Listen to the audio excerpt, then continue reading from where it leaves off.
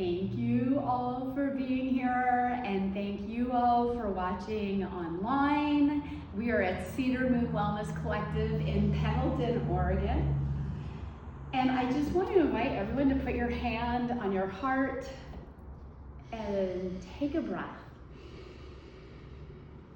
And just sigh out, letting go of any tension or stress. And knowing that we're all here together in this moment, that there are no accidents in life. And I'm gonna read just about 5 minutes, I'm gonna read a section called American Cowboys from A Long Way Home. And Cedric Wildbill's in the room, so he's gonna get to hear about this. And let me see. Flow number 4, and you can relax your hands, you can close your eyes. Welcome to story time. This is your time to rest and take a break, and if you're at home, get a blanket. So flow number 4, I went with flows instead of chapters. This flow is called American Cowboys. My book writing professor at Columbia University Graduate School of Journalism, Samuel G. Friedman, was a Pulitzer Prize winner and an award-winning New York Times columnist. My broadcasting professor mentor was named Peter Herford. Peter Herford, who'd worked for 27 years at CBS with Charles Kuralt, called me into his office shortly before May of 1995 graduation and said, "I have a surprise to tell you.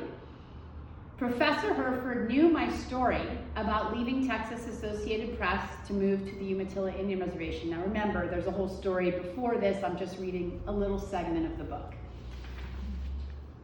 And he let me know that Charles Kuralt from CBS News was going to be the keynote speaker at your graduation and will be handing you your diploma.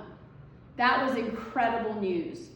When I graduated from Columbia University Graduate School of Journalism, Charles Kuralt of CBS News on the road handed me my Master of Science diploma in journalism from Columbia University. Cedric and I had maintained a long-distance relationship between New York and Oregon while I was working on my Master of Science in journalism. And just a few weeks before I was graduating, he asked me to get engaged and to marry him. Shortly after my graduation, I moved to the Umatilla Indian Reservation in Pendleton, Oregon.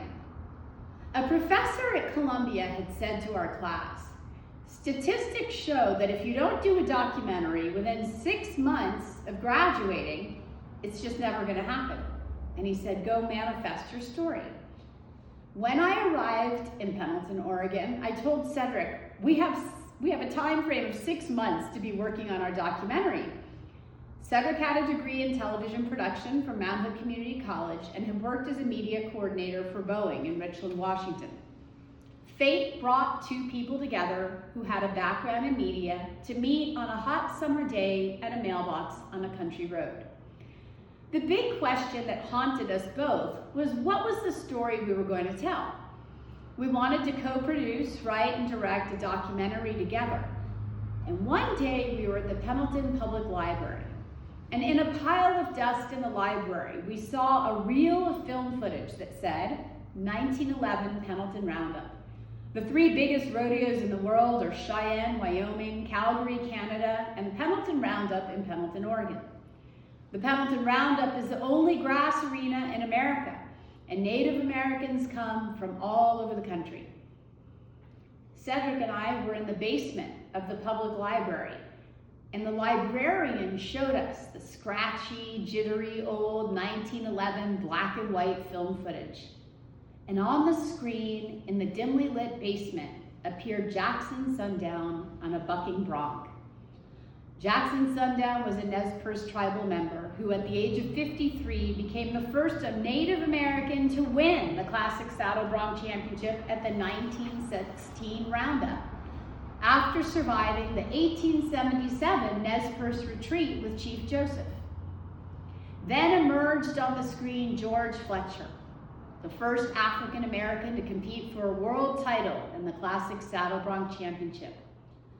In that moment, I glanced at Cedric, and we knew that this was a story we needed to tell. Cedric used to ride across the wheat field sitting on George Fletcher's lap.